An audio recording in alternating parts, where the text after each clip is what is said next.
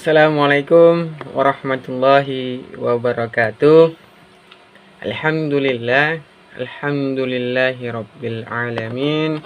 Wassalatu wassalamu ala asrafil anbiya'il mursalin. Asyhadu an la ilaha illallah wa asyhadu anna Muhammadan abduhu wa rasuluh.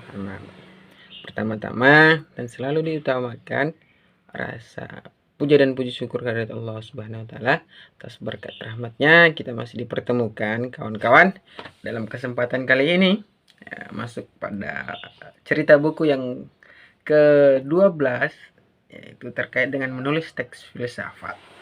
Kemudian yang kedua, salat serta salam tetap tercurahkan buat junjungan Nabi Agung kita Nabi Muhammad sallallahu alaihi wasallam. Oke kawan-kawan, kembali lagi pada kesempatan kali ini saya akan melanjutkan cerita buku sebelum-sebelumnya. Itu masih tetap dengan buku yang sama, buku Fahrudin Faiz Sebelum Filsafat. Oke kawan-kawan, pada kesempatan kali ini, pada video kali ini, saya akan kemudian mencoba menceritakan subbab yang ke-12 dari bukunya Fahrudin Faiz, bukunya Sebelum Filsafat ini, yaitu akan berbicara tentang bagaimana kita menulis teks filsafat.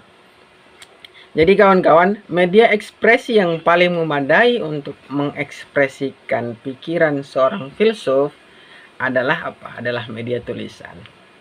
Kelebihan media tulisan dibandingkan media lisan terletak pada kontrol dan sistematik pemikiran yang dilakukan oleh seorang filsuf.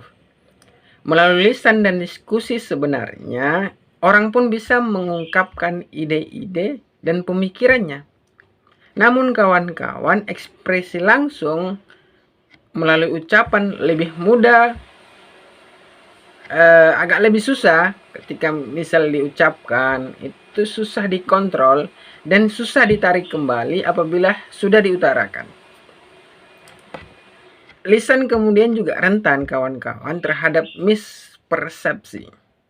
Sementara itu, kawan-kawan, tulisan biasanya disusun secara lebih tertib dan sistematik.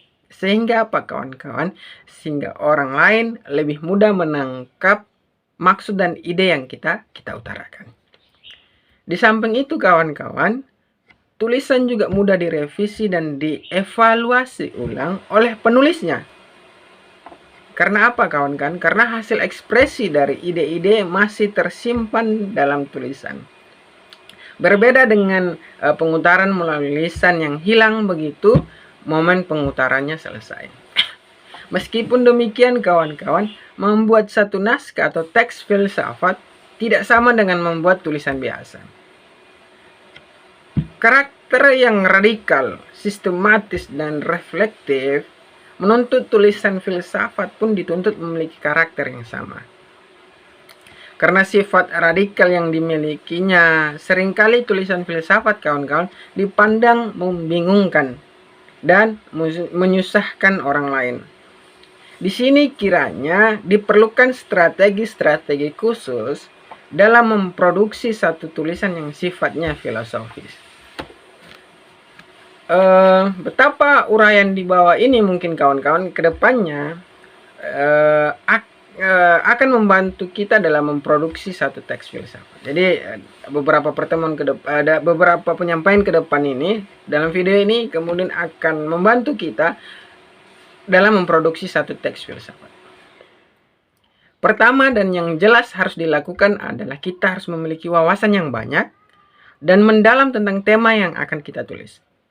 Tidak cukup di situ kawan-kawan, kita juga tidak boleh hanya mengutip dan menurut pendapat orang lain. Kita harus pula memiliki standpoint atau sudut pikiran kita sendiri terhadap apa yang kita tulis. Dalam tulisan filsafat kawan-kawan harus jelas apa pandangan penulisnya dan bagaimana argumen-argumen yang diajukan oleh penulis ya untuk mendukung pandangannya. Selanjutnya kawan-kawan, kita harus mampu melakukan kritik sendiri terhadap pemikiran kita dan bisa mengukur kira-kira bagaimana tanggapan dan kritik orang terhadap isi tulisan tersebut. Jadi kita mampu mengkritik tulisan kita sendiri.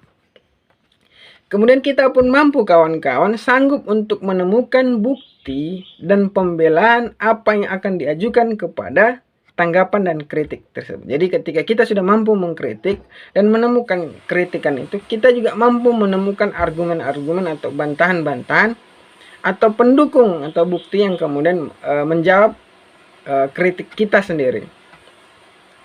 Kita kemudian kawan-kawan harus mampu juga membuat semacam counter objektif, yaitu apa? Bantahan terhadap keberatan yang mungkin dilontarkan terhadap ide-ide yang kita ajukan.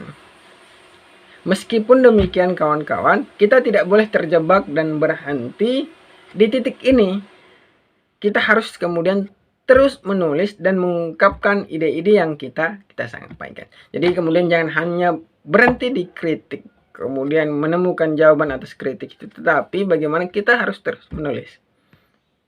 Baru nantinya kawan-kawan, apabila benar-benar ada tulisan lain yang menanggapi tulisan kita bisa melanjutkan berpikir mengenai cara menanggapi kritik yang dimaksud.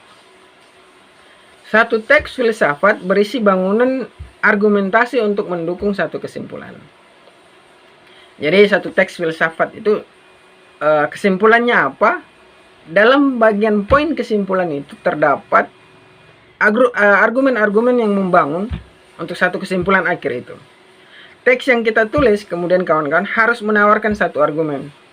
Teks filsafat kemudian tidak bisa berisi opini-opini tanpa argumen. Juga tidak bisa hanya berisi informasi pandangan para filsuf tentang tema yang sedang kita bahas. Jadi kita harus mempertahankan klaim-klaim yang kita utarakan dan mengajukan alasan-alasan yang meyakinkan terhadap kebenaran klaim tersebut, kawan-kawan.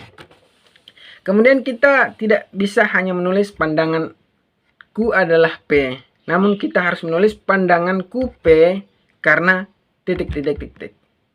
Atau menurutku hal-hal berikut titik-titik merupakan bukti yang meyakinkan untuk P. Jadi kita kemudian tidak hanya menuliskan pendapatku adalah P, selesai.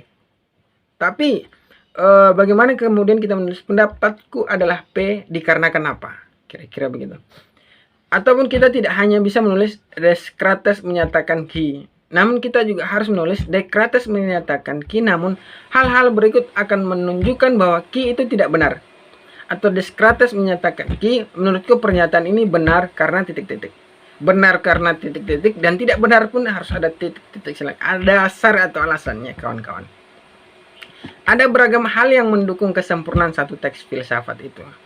Secara umum, kawan-kawan, biasanya teks filsafat diawali dengan menegaskan satu pendapat atau argumen untuk dikaji. Lalu dilakukanlah salah satu dari hal-hal berikut, misalnya mengkritis argumen tersebut atau menunjukkan bahwa argumen tersebut tidaklah tepat. Atau yang kedua, mempertahankan argumen atau pandangan tersebut menghadapi kritik dari orang lain. Dan yang ketiga, mengajukan alasan-alasan agar pendapat yang dimaksud bisa diterima. Atau yang keempat, mengajukan satu counter example untuk pendapat yang dimaksud.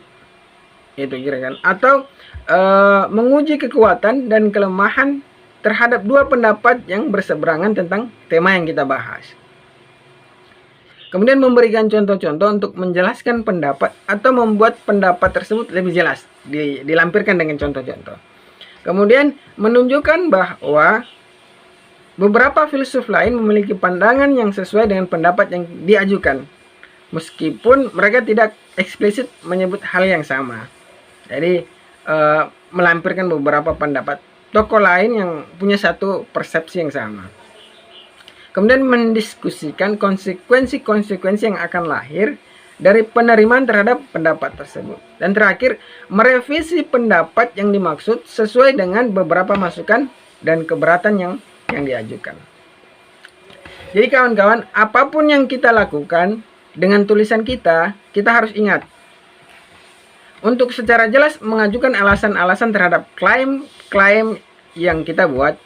Beberapa penulis sering menganggap bahwa karena beberapa klaim itu jelas kebenarannya, maka tidak perlu diutarakan lagi alasan-alasannya. Kita harus menganggap, kawan-kawan, menganggap apa? Menganggap bahwa pembaca tulisan kita belum menerima klaim yang kita ajukan.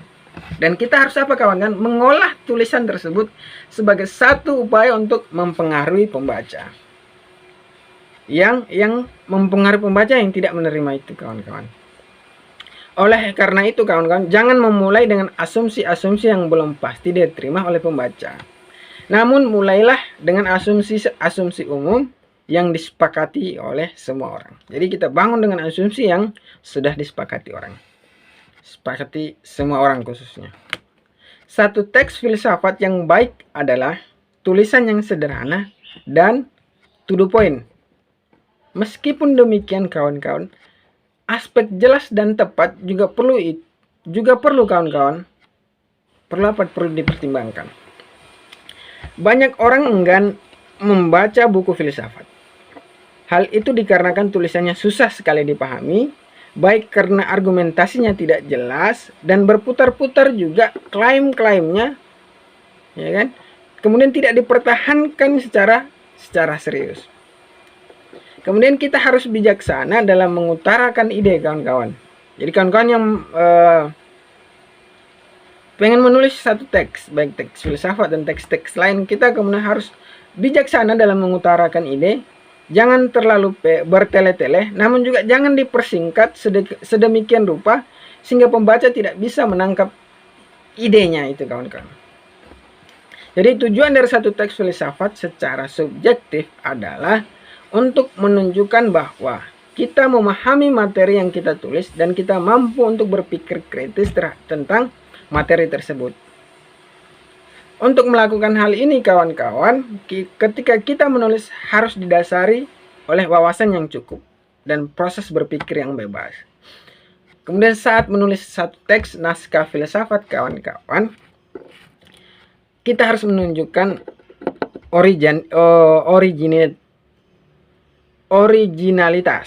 Meskipun hal ini bukan berarti kita harus melulu hanya mengajukan pemikiran sendiri, atau kita harus mengajukan sesuatu yang benar-benar asli dan belum pernah diajukan oleh orang lain sepanjang sejarah intelektual muslim, sejarah intelektual manusia.